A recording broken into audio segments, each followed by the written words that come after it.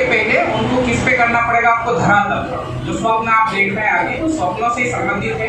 पहले एक लाइन सुन लीजिएगा, जो जीवन में आप शायद आत्मसात करें, अपनाएं उसको, कि वहाँ मत जाइएगा जहाँ रास्ता आपको ले जाए, वहाँ मत जाइएगा जहाँ रास्ता आपको ले जाए, वहाँ जाइएगा जहाँ रास्ता ना हो, वहाँ जाइएगा जहाँ रास्ता ना हो, वहाँ पर अपने पद चिन्ह छोड़ जाना है और अपने लिए खुद एक अलग रास्ता बनाना है।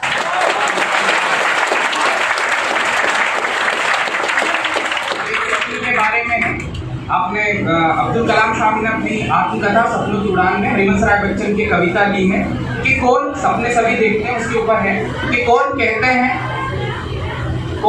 है कि स्वप्नों को ना आने दे हृदय में, कौन कहता है कि स्वप्नों को ना आने दे हृदय में, देखते सब हैं इन्हें अपनी उम्र अपने समय में, देखते सब हैं इन्हें अपनी उम्र अपने समय में, स्वप्न आता स्वर्ग का, ऊंचे ऊंचे सपने, स्वप्न आता स्वर्ग का, दृग कोरकों में दीप्ति आती, आंखों में प्रकाश आ जाता है, बड़े बड़े सपने आते हैं, दृग कोरकों में दीप्ति आती, पंख लग जाते पगों को, पंख लग जाते पगों को, ललकती उन्मुक्त छाती, नए नए सपने तो भाई ये है वो है आदि चीजें, पंख लग जाते पगों को, ललकती उन्मुक्त छाती, तभी रास्ते का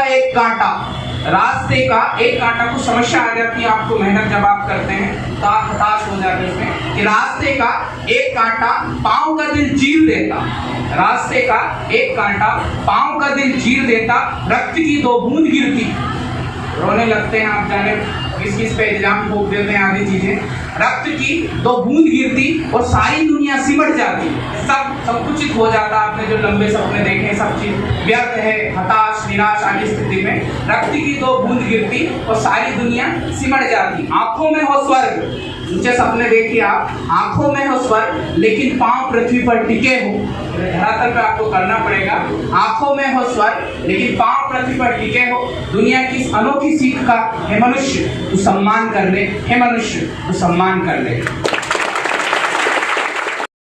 ऐसी संबंधित दो लाइनें और हैं कि वह पथ क्या, पथिक क्या, समझते हैं पथ, वह रास्ता क्या, रास्ते पे चलने वाला क्या, वह पथ क्या, पथिक क्या, जिसकी राहों में बिखरे शूल ना हो, जिसकी राहों में बिखरे कांटे ना हो, बिखरे शूल ना हो, नाविक क्या, नाविक की धैर्य परीक्षा क्या, अगर धाराएं प्रतिकूल ना हो, अगर धाराएं प्रतिकूल ना हो फिर आपका जाना ही व्यर्थ है, अगर समस्या नहीं है कोई से काम करने में, अगर आप सदी हुई लहरों पे चले जा रहे हैं तो इतना समझिएगा कि जीवन में कुछ किया नहीं है आपने, और अगर बार बार परेशानी आ रही है, कुछ बात हो रही है आदि चीजें, तो समझिएगा कि आपका अब सही टाइम चल रहा है, क्योंकि इसी उपलक्ष्य में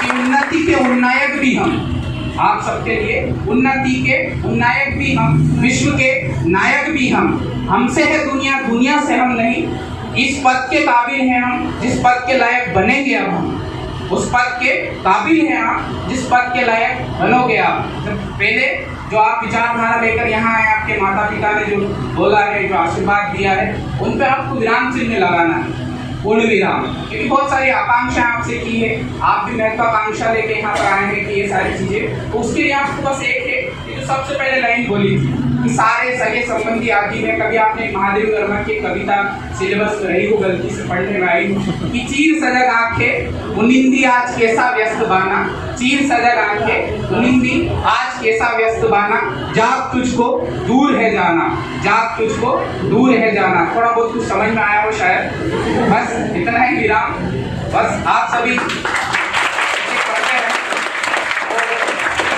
आप बैठे हैं, अच्छे सीनियर पर्सन है, बोलने की ज्यादा सूरज को दीपक दिखाने के समान है, आप सभी जानते हैं अच्छे से, बस उनके पद चिन्हों पे चले जाना है, आपको जो बोले उसका अनुसरण आप करिएगा, आपका जीवन उद्धार में हो जाएगा, बस यही। धन्यवाद।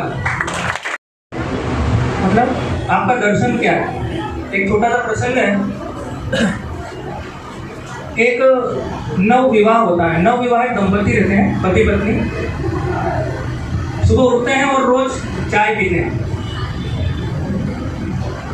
ऐसे कमरे में बैठे रहते हैं, खिड़की से पत्नी को रोज कपड़े दिखते हैं, वो गंदे दिखते हैं, तो बोलते कैसे लोग हैं आसपास के, ऐसा गंदे कपड़े यहाँ पर डाल देते हैं। पति बोलता है ठीक है कोई बात नहीं, बोल रोज यही वाक्य होता है और रोज पत्नी वही बात होती है। एक दिन रविवार आता है,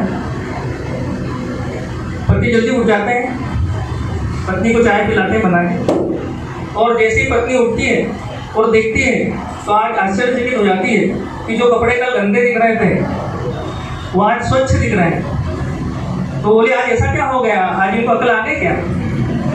तो पति ने कहा जो अपना खिड़की में लगा हुआ जो कांच था वो बाहर से गंदा था, आज सुबह उठ के मैंने उसे साफ कर दिया।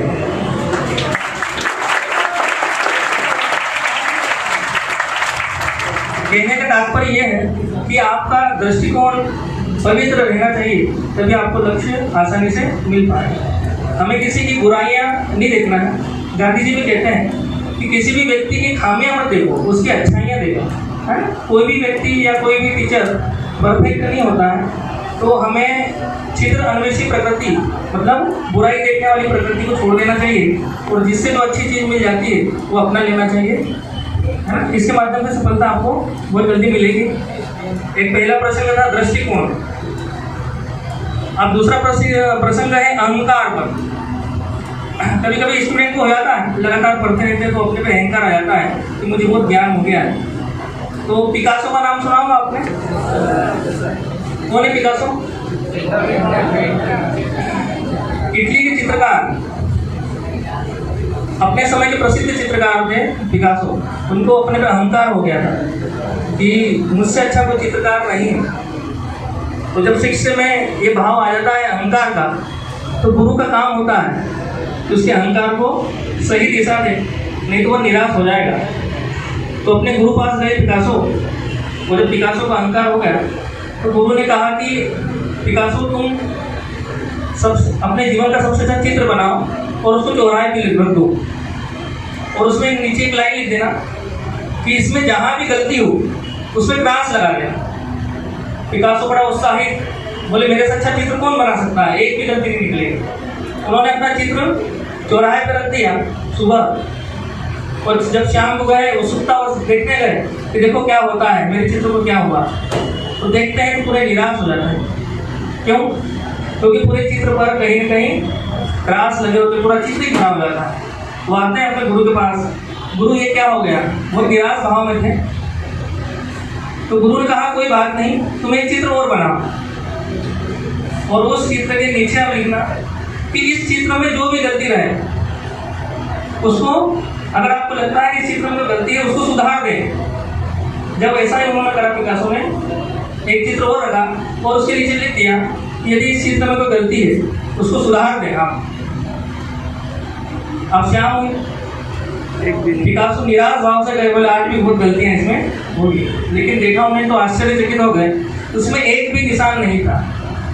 कहने का तात्पर्य क्या है, आपके जीवन में क्या कमियां हैं, क्या समस्या है, इसको निकालने वाले, आप में बुराइयां निकालने वाले कहीं मिल जाएंगे, लेकिन आपकी समस्या का समाधान करने वाला कोई नहीं है। इसलिए स्टूडेंट जीवन में ऐसा होता है, हम लोगों की बात को कभी कभी नजरअंदाज भी कर देना चाहिए, है ना। क्योंकि अधिकांश लोग आपकी डीमोटिवेट करेंगे, आप में निराशा आएंगे, तो ऐसे समय उत्साह बढ़ाने का काम करता है गुरु। तो ऐसे लोगों से हमें क्या रहना चाहिए, दूर रहना चाहिए। तो दूसरा पॉइंट ये था।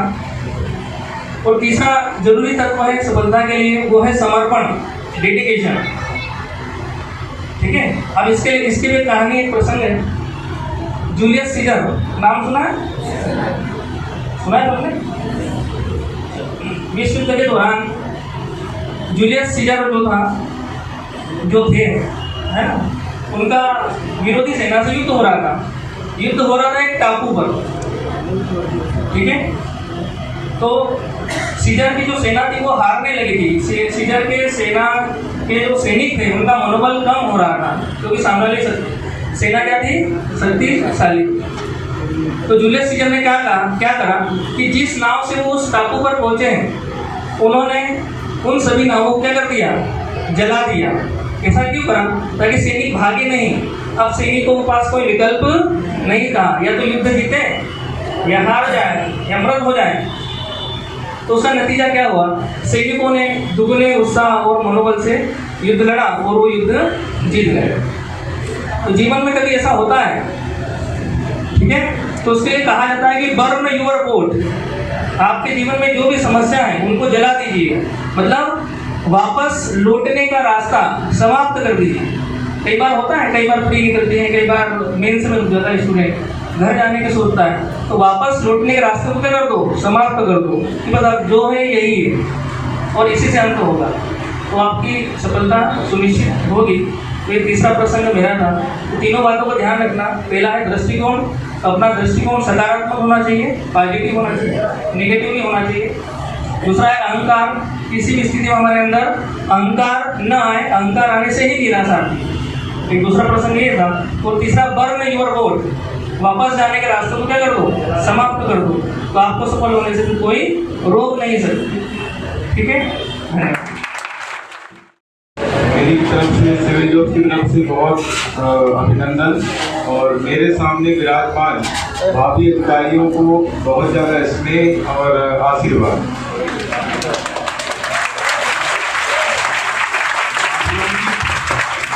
आप लोगों की परफॉर्मेंस को देख कर मेरे पास वर्ड्स नहीं, I have no words.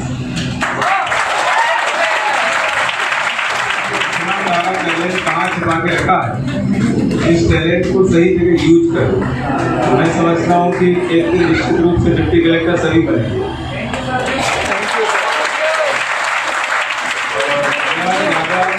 Serious बात नहीं करूँगा, क्योंकि क्लास में सीरियस बात ही होती है ज़्यादा, तो बच्चे यही कहेंगे सर तो सीरियस बात ही करते रहते हैं। आज टीचर्स डे का टाइम है और हम सब टीचर हैं, तो हमें क्या है कि पढ़ाना एक बहुत चैलेंज हो गया आज के समय में। तो वैसे ही टीचर पढ़ा रहे थे, क्योंकि जॉब नहीं हुआ है, जॉब फेस कर रहा हूँ, जॉब की कमी रह गई थी, बाकी सब कुछ हो गया। तो ऐसे ही टीचर पढ़ा रहे थे, तो उन्होंने एक स्टूडेंट से पूछ लिया कि क्यों भाई, अगर सीधी अंगुली से घी नहीं निकले तो क्या करना चाहिए? टीचर बहुत स्मार्ट था कि सर घी को पिघला लेना चाहिए, क्योंकि हर जगह उंगली करना अच्छी बात नहीं है।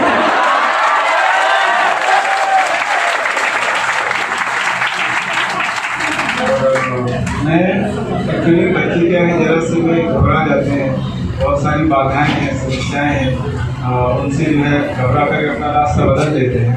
तो मैं हमारे और आप लोगों के जो दुश्मन हैं, जो विरोधी हैं, उनके लिए मैं एक शेर पेश कर रहा हूँ। वक्त आजमाई का आईना दिखाता हूँ, वक्त आजमाई का आईना दिखाता हूँ, वक्त आजमाई का आईना दिखाता हूँ। तुम हवाओं को हौसला दो, तुम हवाओं को हौसला बख्शो, हम चिरागों की लौ बढ़ाते हैं।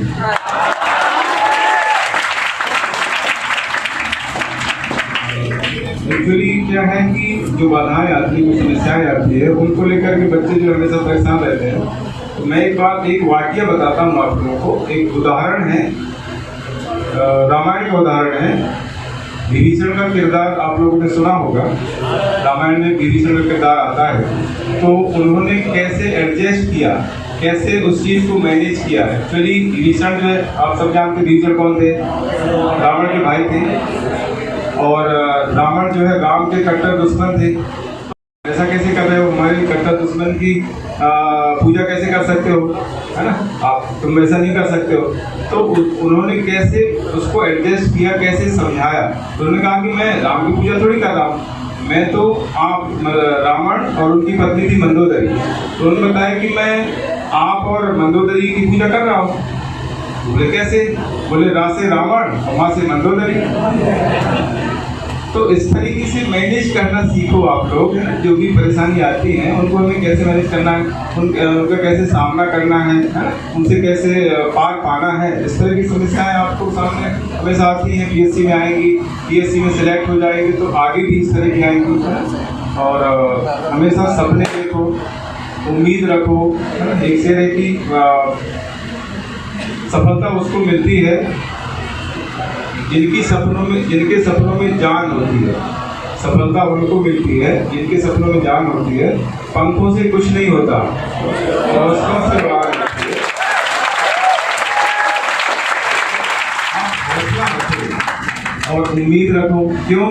क्योंकि उम्मीद पर दुनिया कायम है। अब ज़्यादा बोलने का समय नहीं है, भूख लग रही है फैकल्टी को।